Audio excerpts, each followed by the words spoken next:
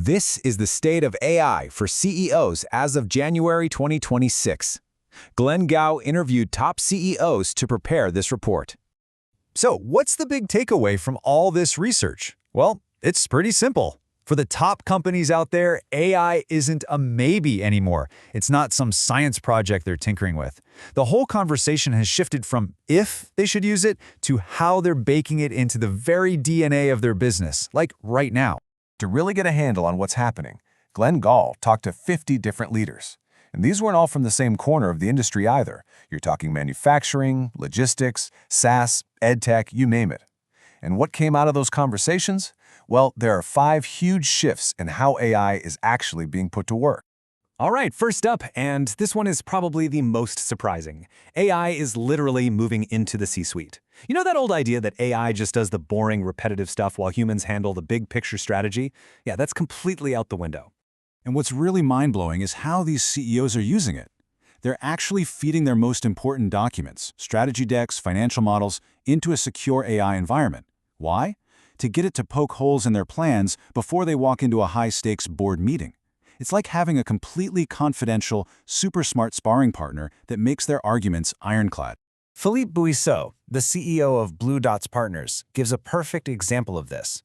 He talks about a CEO who literally asks their private AI, okay, here's my board presentation. What are the 3 toughest questions I'm going to get, and how do I knock the answers out of the park? You see, this isn't about checking your math anymore. This is about sharpening your actual judgment. Okay, the second big trend. This is where you see the sheer scale of AI's impact. Forget about making little tweaks here and there. This is a complete, radical overhaul of entire business processes.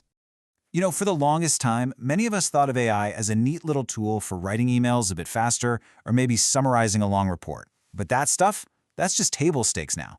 The real game changer is how it's taking workflows that used to take a whole team days, sometimes weeks, and collapsing them into a single click. Check out this perfect example from Ninh Tran, the CEO of Gravity. His company took on the grant writing process for nonprofits, a task that honestly was a 20-hour soul-crushing nightmare of paperwork. And now, it's one click. So how'd they do it? They've created this whole orchestra of specialized AI agents. One finds the opportunities, another summarizes the business. They all work together seamlessly.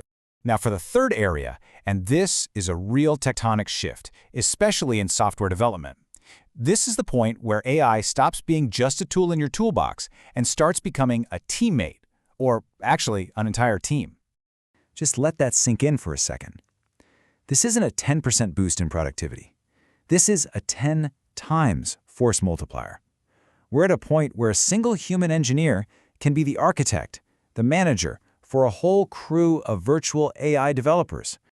John Nordmark, CEO of Iterate.ai, lays out exactly how his co-founder pulls this off. The guy starts his day by giving his virtual team instructions, just in plain English.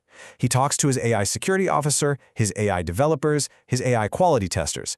Then he goes and does his normal job. And when he comes back at the end of the day, he's got a full day's worth of code and progress from 10 virtual developers waiting for him. It's incredible. So think about that ratio. 1 human architect, 10 virtual developers.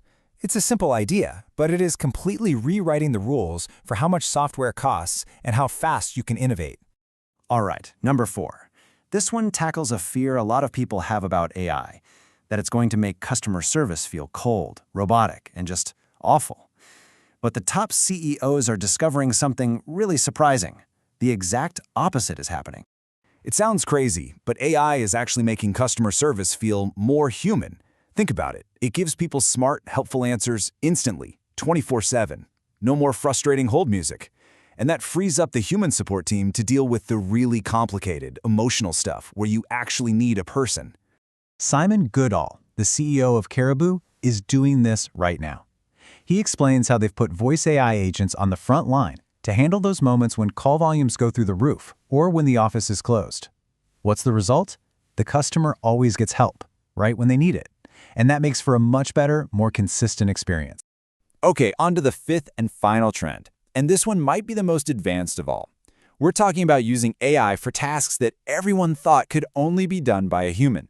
Things that require subtle, nuanced judgment. Yeah, domains that have always been the stomping ground for seasoned experts with decades of experience. Take something like complex risk analysis in the insurance world. The stakes are massive, and human judgment has always been the key ingredient. Well, Sam Hodges, the CEO of Vouch, explains it perfectly. His team has built AI models using large language models that are just incredibly accurate at classifying complex risks and hazards. They're so good they can rival and in some cases even beat a human expert. And listen, this isn't about replacing human judgment. It's about taking that expertise and scaling it like never before. So, okay. You take these 5 massive trends, AI as a strategist, as an efficiency engine, as a development team, as a customer advocate, and as an expert judge. What does it all add up to? Well, it points to a very stark, very clear reality in today's business world. The gap between the winners and the losers is getting wider, and it's happening fast. You've got one group of companies that are still just dipping their toes in the water, treating AI like a bunch of disconnected little experiments. But then you have the winners. They're treating AI as core infrastructure, as essential as electricity or the internet, and they're using it to completely reinvent their businesses from the ground up. And all of this really boils down to one critical question that every leader needs to ask themselves. It's not if you're going to integrate AI anymore. The only question is when. So what are you going to do this week to start moving AI out of the lab and into the very heart of your operations? Video authored by Glenn Gao.